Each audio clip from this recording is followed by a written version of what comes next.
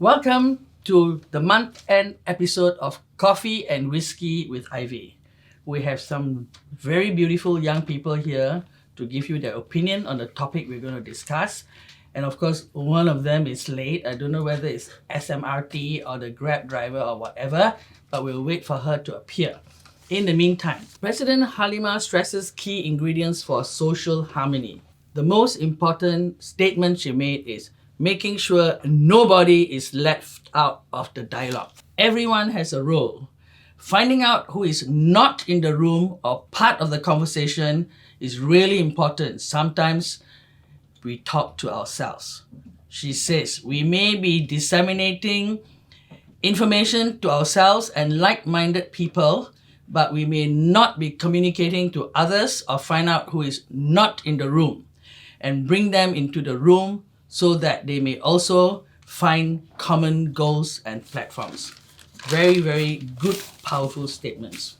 So let's go, introduce yourselves, and then we move on from there.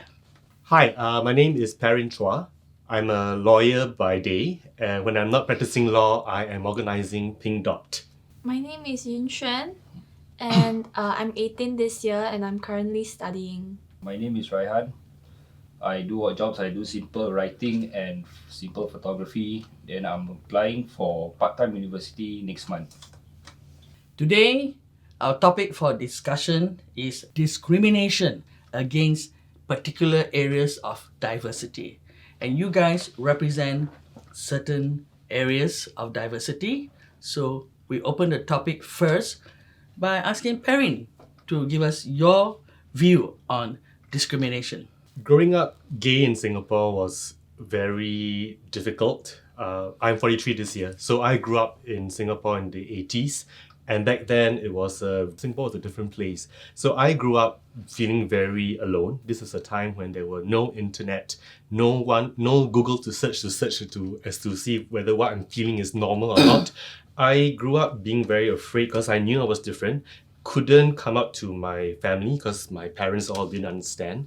I also used to go to church a lot, and Bible say it's wrong. Then there's laws in the country that say being gay is wrong. So growing up as a young boy, I felt I was wrong, and I only can choose to hide, remain quiet, and then pretend that I am like everybody else or what society wants me to be, so that I don't feel so much like a freak. And it was very lonely, and it was I didn't understand that then when I was growing up, but looking back now, it was discrimination for a young person to feel this way, to feel wrong, to feel that you don't matter, and there are no policies, there's no laws that protect you. Instead, they discriminate you and they erase you from social consciousness. So can you recall at which point in your life when you suddenly looked out the hole and say, hey, I see sunshine? It was in 2009. It was the Aware saga. When that happened, it affected me a lot that a group of women from a church could do a hostile takeover of an NGO just because what Aware was teaching they don't agree with them or doesn't agree with their beliefs. And when that happened, it really affected me. It frustrated me a lot.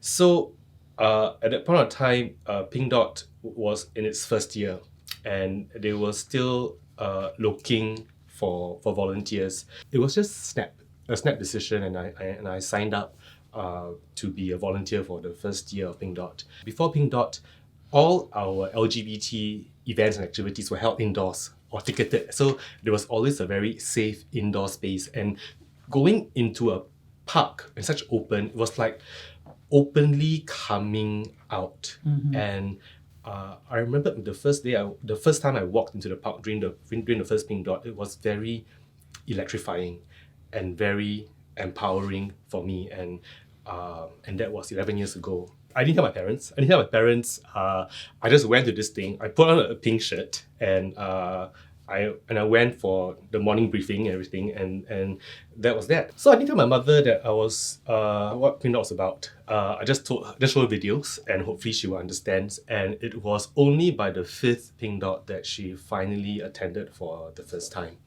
Here, let's have a toast at this point to a brave young man. Thank you. Ah, Shireen, right? Cherry. Sherry. I'm sorry, my darling. Oh, why are you late? I have some errands, right? Some errands. Okay, no worries. Hi, I'm Sherry. I'm a Malay Muslim transgender sex worker and I'm 28 this year. Now, shall we move it to another topic? What about you? Why X? Yeah. So, personally, I'm suffering from depression and anxiety. And initially, I didn't really understand like what is going on. I was 10 years old, and then suddenly I just felt so low and didn't want to do anything, no motivation. And at that point of time also, my school also didn't really understand like what is going on with this child. I thought she was good in her grades and her sports and everything, and then like why is she skipping school? I told my parents about it. I told them that I have thoughts of suicide and I wanted to harm myself, and they just dismissed it as, oh, she's just going through a phase. So I just dealt with it the only way that I knew, which was just harming myself, because I couldn't deal with the mental stress that was on me. Describe the mental stress. What if you like? You want to explode? What did you feel? Like you just felt like you're trapped in a hole, like just a very dark hole, and you just don't know how to get out of it. And it's like you were spiraling out of control, and you don't know what is going on. And then what then make your parents realize that it's more than just nonsense? It was when the cutting got out of control when I was 13, and then that was my first suicide attempt as well. They immediately sent me to IMH, and from there I was warded. I was warded for about 10 days. But after that, my parents just thought, it's just puberty. So they completely dismissed it as well. And my school also, they just kept it under the rugs, and then they didn't tell anybody about it, and they didn't also have a follow-up. So I just felt like I was alone. At which point did you feel that you were beginning to get out of it, or somebody was there to help you? What was that turning point? It was when I was 16. I had a really good teacher, and he was really supportive, and he always made sure that I come to school, and then we would talk about my problems, and he would tell me like, I can't solve your problems for you, but as a teacher, I will always be there for you. And that really helped, because for once I actually felt like somebody cared for me. Do you think that if your mother had taken you in her arms and listened carefully and helped you to see a doctor and find out the road, things would have been different? Yeah, I think so. Because when they actually changed their mindset, it was the second suicide attempt when I was 17. And then they realized like, hey, this isn't the first time. And then the psychologist over there also told them like, you need to really check on your child. Like from there, then they decided like, hey, actually, I really think that she has a problem, and maybe we should really help our child. You're a brave girl. But with your condition, what would you say was the worst kind of discrimination that you suffered? It was actually from the GP at the polyclinic. The first time that I sought help, and I finally had the courage to actually admit that I have a problem. The GP just looked at me up and down and just said, oh, I've seen depressed people and they've never smiled so wide like you. You're not depressed.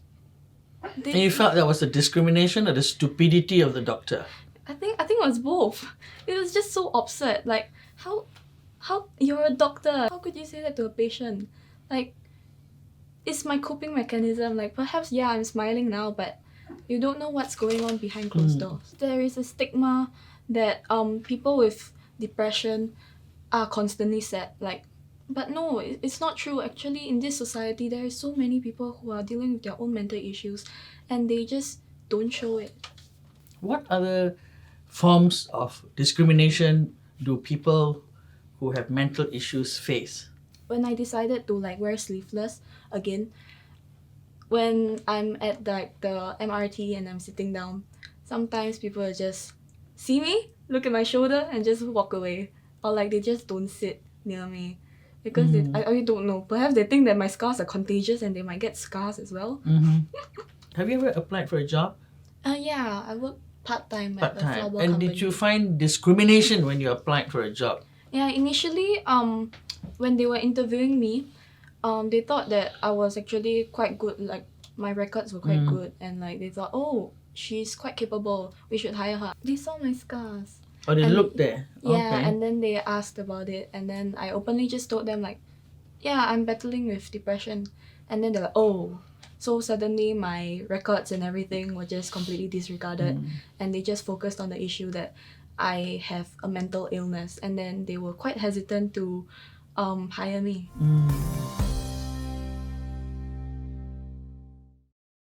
The first time I went to jail, I was 19. That was only for a short period of time, about 7.5 months. Then I thought, okay, I was quite an impact for me, but I thought it's no big deal. I just go in 7 months, you come out, then just start anew. So after that, I went for NS. NS, I think in the first 3 months, I was doing quite well. I wanted to go to command school, so I met all the requirements. So, but after that, right, I see everyone in my batch, my leadership batch, everyone, they either went to OCS or they went to like CISPEC, where you train to become a sergeant. But except for me, and I personally, right, I think I did better than most of them. And probably the only thing that went wrong, that disqualified me from command school, is probably having a criminal record, maybe a drug record at that. And you never thought asking them directly? I didn't, because personally in the SAF, you ask your lieutenants, they refer you to your OC will refer you to MINDEF and all that, and they have a way to just cover all this. So at the end of the day, their decision is final. If they say they want to put you as a commando, you become a commando. They want to put you as a this, you become a this.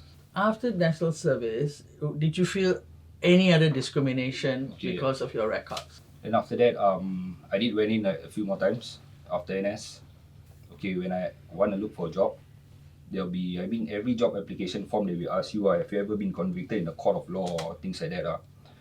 So last time I used to always I will just wait, if the job is worth it, maybe I'll either come clean, or sometimes I will just say no. Sometimes they check, sometimes they don't. That is one. But then now, after a while, right, I think it's always best to just be honest. If they accept you, then they accept you. I think the thing that will be going on in their minds, right, is that whether he's still using, or whether he might want to use it again in the future.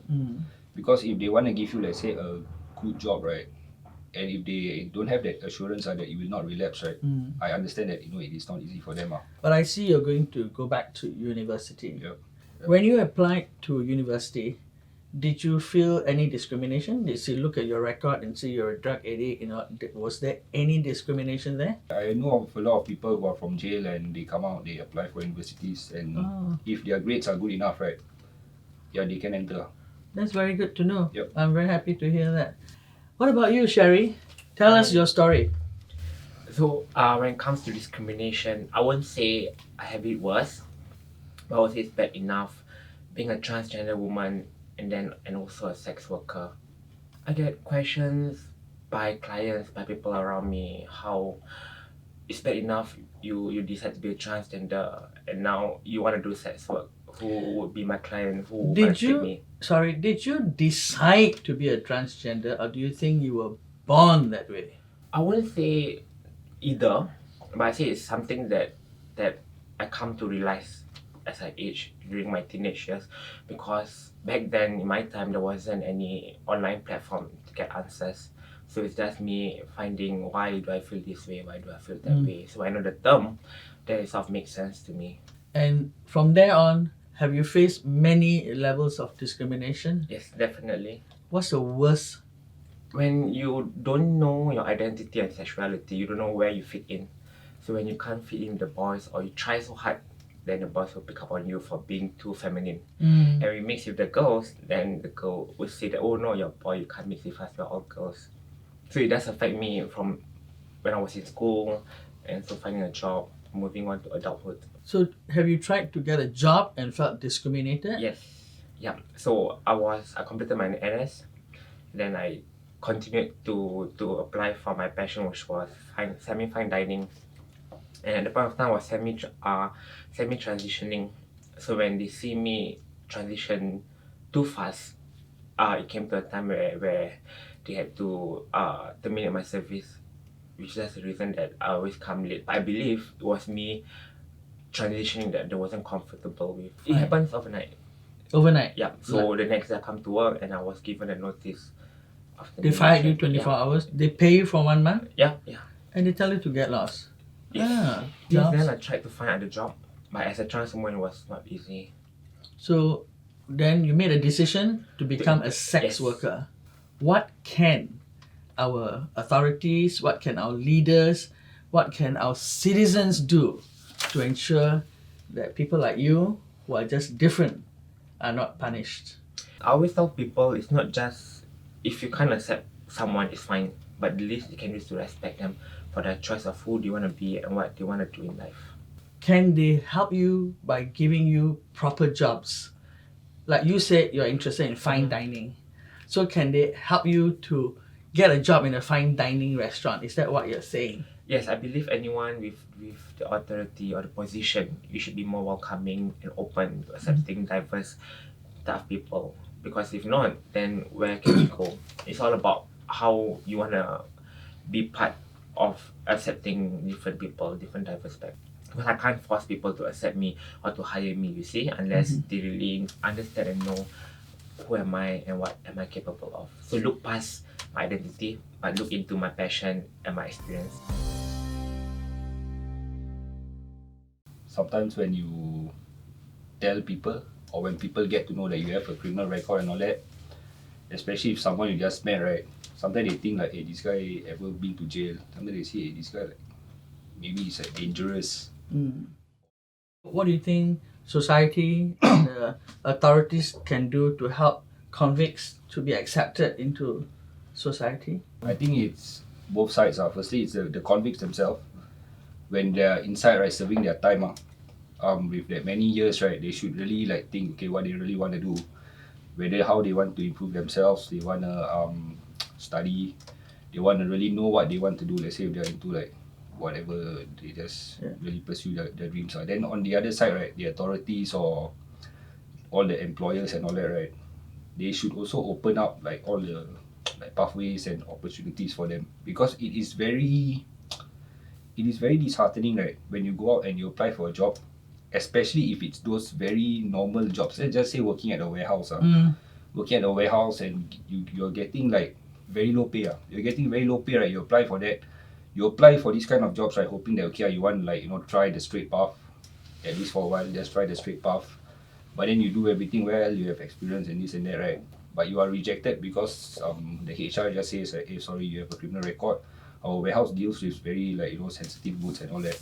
People with a criminal record, ex-convicts, right, or people with a criminal background, when these things happens once, twice, after a while, right, you get very discouraged to even like start this straight life thing.